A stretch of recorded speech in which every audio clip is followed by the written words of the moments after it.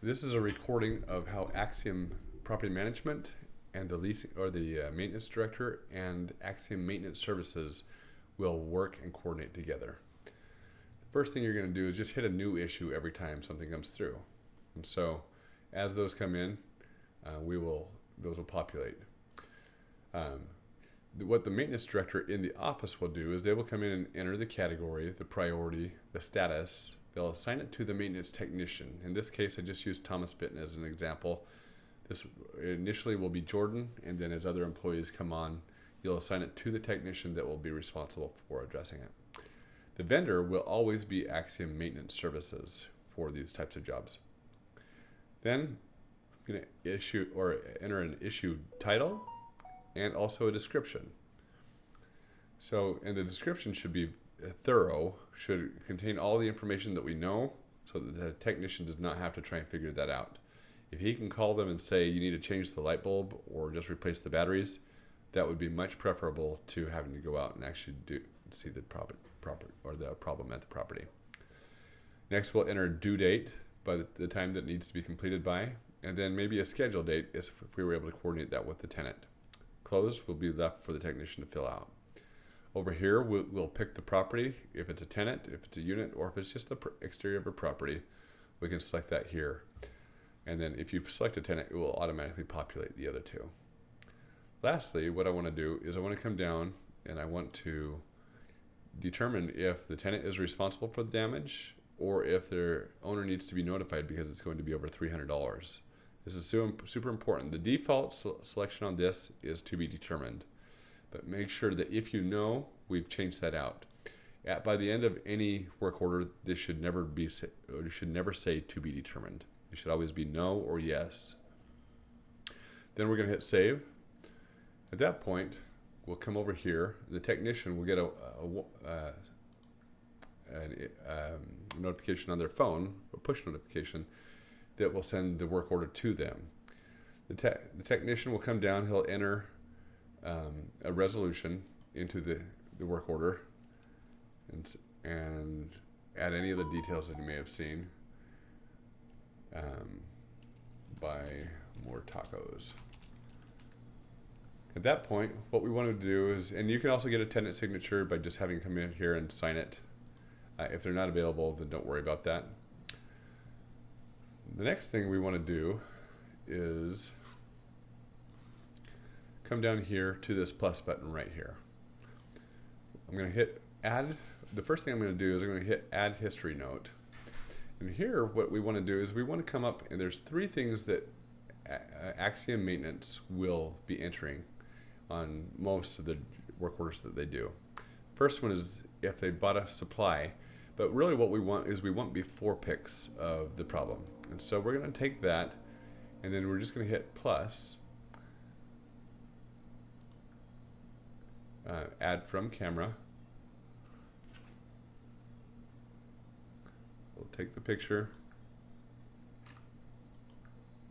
add it, and then hit close at that point. Then I'm going to hit save note, and I'm going to move on to the next part. Now I'm going to go out and I'm going to do the work order. Maybe I went to the store and I need to add a receipt. Okay, and I'm going to do the exact same thing, but this time I'm going to select A-M receipt and hit plus from the camera again. And this time I'm taking this, oops.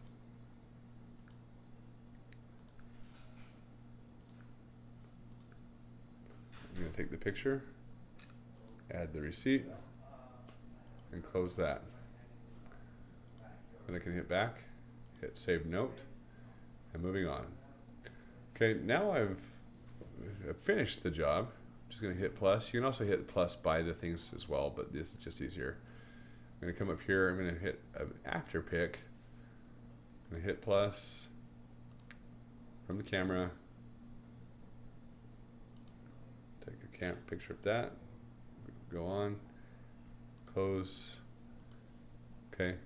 If I've got notes that I need to type, this is the place to do that, obviously. Okay. Now that I've entered all of my before, after pics and receipts, Now what I want to do is I want to come in and I want to add my parts and labor. Now this, because this was just the property on this one, remember that I only selected Lovejoy up here. So I don't need to select a unit here. So I'm going to just hit no unit if it's just a property. You notice that the top two are the only ones that we're going to deal with. So for my labor, I'm going to come in here, I'm going to select who's responsible for paying. If the tenant is responsible for damages, then I would hit this as well. Oh, but I haven't actually selected a tenant over here, which is why it's not allowing me to. So because this is a property-based one, we're just going to have the owner be billed this time. And if the one other thing too is, and we'll go back to that in a second, I'll enter, let's say 3 hours or 3¼ hours. So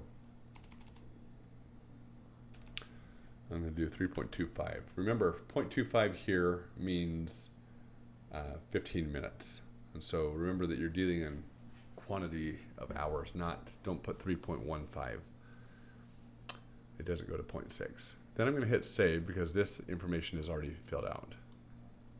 Okay, that will automatically calculate how much is owed in terms of parts and labor. The other thing I forgot to mention is that when I first get to a work order, I want to click on check-in.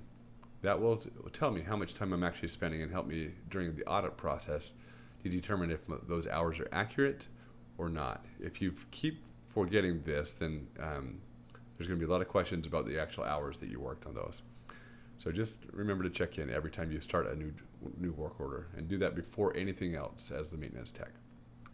Next, I want to add a receipt or just the parts and labor cost. Again, it's for the property, so there's no unit. I'm just going to click on Axiom Parts and Labor, and I'm going to hit Owner Bill. This time I can actually skip the cost because I'm just looking for the final price. And so let's say my parts were $26.26. I'm going to hit Save here. Okay, that adds it automatically, and my work order is now done. Okay, if the work order is finished, I can come in and close it and hit Submit. If it's not finished, let's say that I'm still working on it, but I got to come back tomorrow. So this is the amount of work that I've done today. Tomorrow, when I come in here, I may come back in and add 2 more hours of labor.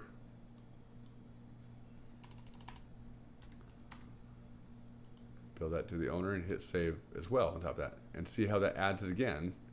And so the only thing I would recommend probably here is when you're doing that, it doesn't give us the option for, or well, maybe on the note, just put the date, but that should be tagged as well, along with the GPS as well. So maybe that's not quite as critical.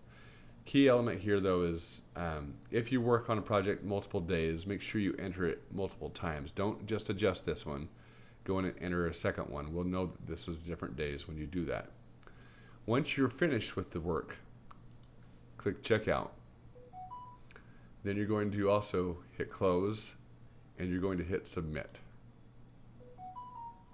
At this point, the maintenance tech has done their job. So that we're going to come back and we're going to hit refresh here.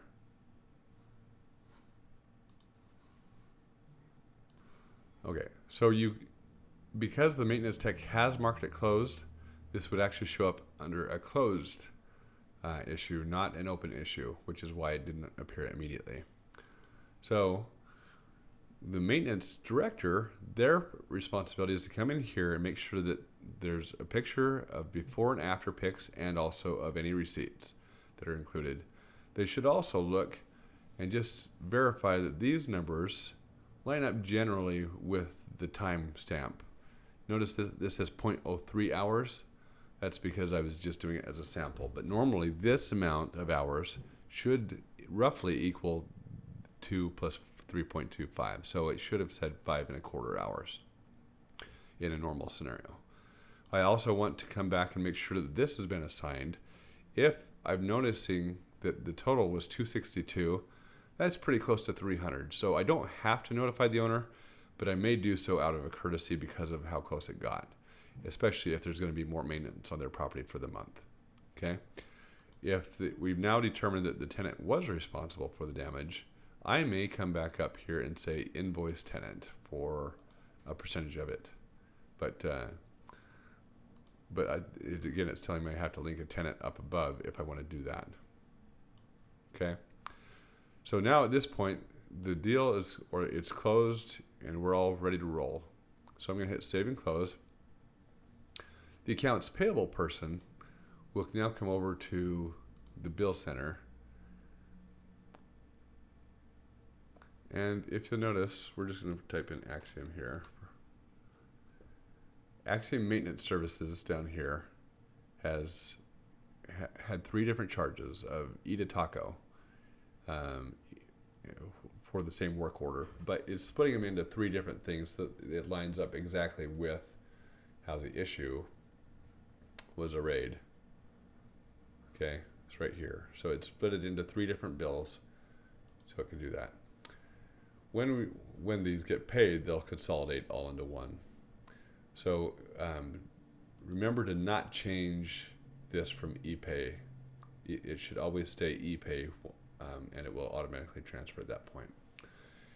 Once it's paid, all work has been done, and you can move on to the next work order. If you have any questions about this operation, don't hesitate to ask. Thanks.